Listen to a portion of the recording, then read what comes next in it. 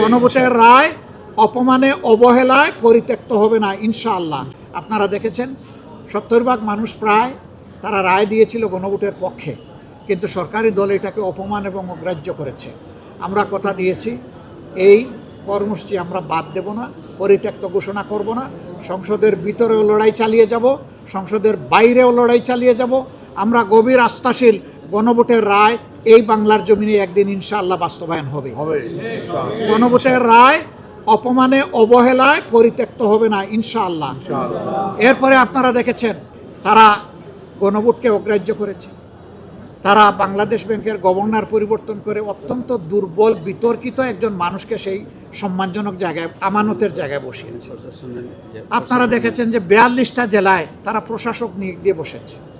একটা ডেমোক্রেটিক প্রসেসে দেশ এখন আগাচ্ছে, এই সময় কেন প্রশাসক নিয়োগ দিতে হবে? দলীয় লোকদেরকে কেন দিতে হবে? বিভিন্ন জায়গায় নির্বাচন করে জনগণ যাদেরকে প্রত্যাখ্যান করেছে, হেরে গেছেন, তাদেরকে আবার বড় বড় জায়গায় বসিয়ে দেওয়া হয়েছে। এটাকে জনগণের সাথে এক ধরনের তামসা নয়?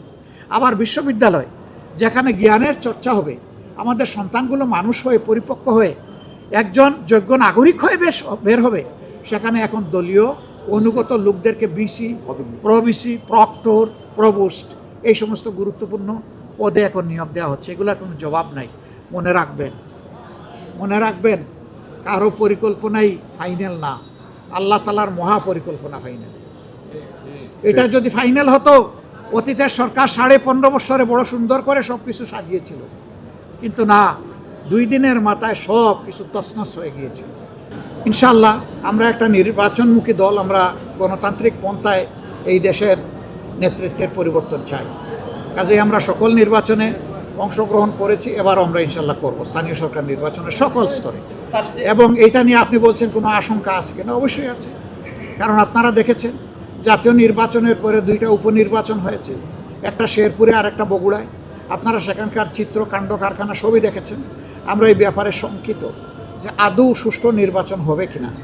তবে আমরা জনগণকে অনুরোধ করব যে জনগণ যেন নিজের অধিকারের পক্ষে আরেকবার তারা যেন সজাগ হয়, সোচ্চার হয়। একটা জিনিস মনে রাখবেন, সকল রোগের ঔষধ হচ্ছে জনগণের ম্যান্ডেট। পদ্মা ব্যারেজের এই উদ্যোগকে অভিনন্দন জানাই, কিন্তু এটা তিস্তার বিনিময়ে নয়। তিস্তার জায়গায় তিস্তাকে অবশ্যই তার পাওনা দিতে হবে এবং এই মহাপরিকল্পনা বাস্তবায়ন করতেই হবে। এর ভিন্ন আমরা কিছু চাই না। আমি সংসদের ভিতরে কোন টোনে কথা বলেছি আপনারা দেখেছেন। আমাদের পজিশন এই ব্যাপারে একদম ক্লিয়ার। আর প্রথম যেটা বলেছেন যে পশ্চিমবঙ্গের যেটা হয়েছে, এটা পশ্চিমবঙ্গ না, দুনিয়ার যেখানে এরকম অপকর্ম হবে আমরা তার নিন্দা জানাই। শুধু ধর্মীয় পরিচয়ে কাউকে আঘাত করার অধিকার এই দুনিয়া কাউকে দেয় না, কোনো দেশের সংবিধানও দেয় না। কেউ যদি এটা করেন মানবতার উপর এটা জুলুম, এবং আমরা তার বিপক্ষে সবসময় আমাদের অবস্থান স্পষ্ট।